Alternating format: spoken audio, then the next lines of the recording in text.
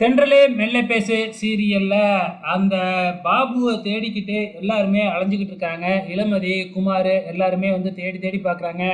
எங்கேயுமே அவனை பார்க்கவே முடியல. எனக்கு தெரியாது, எனக்கு தெரியாதுன்னு தான் சொல்லிக்கிட்டு இருக்கிறாங்க. ஸோ இப்போ என்ன செய்யறது அப்படின்னு தெரியாமல் இளமதி ரொம்ப முழிச்சுக்கிட்டு இருக்கிறாங்க.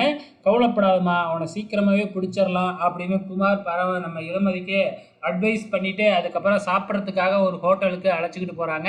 ஸோ அங்கே சாப்பிடும்பொழுது இளமதிக்கு விக்கல் வருது. அப்போ பரமனோட ஞாபகம் நம்ம இளமதிக்கு வருது. ரொம்ப ஃபீல் பண்ணிக்கிட்டு இருக்கிறாங்க. இப்போ மறுநாள் காலையில் விடிஞ்சிடுது. ஸோ பரம வந்து பார்த்திங்கன்னா மறுபடியும் கோர்ட்டுக்கு அழைச்சிக்கிட்டு வர போகிறாங்க. ஸோ கோர்ட்டில் ஹீரிங் வரப்போகுது. என்ன நடக்க போகுது, பரமனுக்கு வந்து பார்த்திங்கன்னா நிரந்தரமாக ஜெயிலில் இருக்கிற மாதிரி பண்ண போகிறாங்க. அதுக்கான ஏற்பாடெல்லாம் இந்த பக்கம் கலா வேறையாக பண்ணிக்கிட்டு இருக்கு. இப்போ அந்த பாபுவை எப்படி கண்டுபிடிக்கிறது, அவனை வர வைக்கணும்னா ஒரே ஒரு ஐடியா தான் இருக்குது அப்படின்னு நம்ம குமார், அதாவது சிங்கப்பூர் தீபன் பிளான் போட்டிருக்கிறாப்புல. பக்கத்தில் வந்து பார்த்திங்கன்னா சுமங்கலி பூஜை ஒரு கோயிலில் நடக்குதாட்டுக்கு. அப்போ எல்லா பொண்ணுங்களும், நிறையா பொண்ணுங்க வந்து விதவிதமாக தாலி செயின் போட்டுக்கிட்டு வருவாங்க.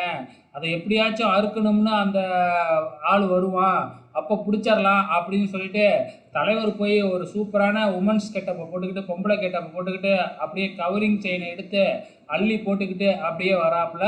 ஸோ கண்டிப்பாக செயினை இருக்கிறதுக்காக அவன் வருவான், அப்போ பிடிச்சிடலாம் அப்படிங்கிறதான் பிளானு. அதே மாதிரி வந்து பார்த்திங்கன்னா குமார், இளமதி எல்லாருமே இப்படி நடந்து போகும்போது அங்கே இருக்கிறவங்களாம் குமாரை பார்த்துட்டு கிண்டல் பண்ணிக்கிட்டு இருக்கிறாங்க. இந்த பக்கம் இளமதியோட அம்மாவும் அப்பாவும் கோர்ட்டுக்கு கிளம்பிக்கிட்டு இருக்கிறாங்க. ஸோ அந்த பரமன் தப்பிச்சிடக்கூடாது, கண்டிப்பாக நாங்கள் கோர்ட்டுக்கு போய் அவனுக்கு எதிராக நாங்கள் சாட்சி சொல்லுவோம் அப்படிங்கிற மாதிரி அவங்களும் கிளம்பிக்கிட்டு இருக்கிறாங்க. இந்த பக்கம் கோர்ட்டில் கலா வந்து நின்றுக்கிட்டு இருக்கு.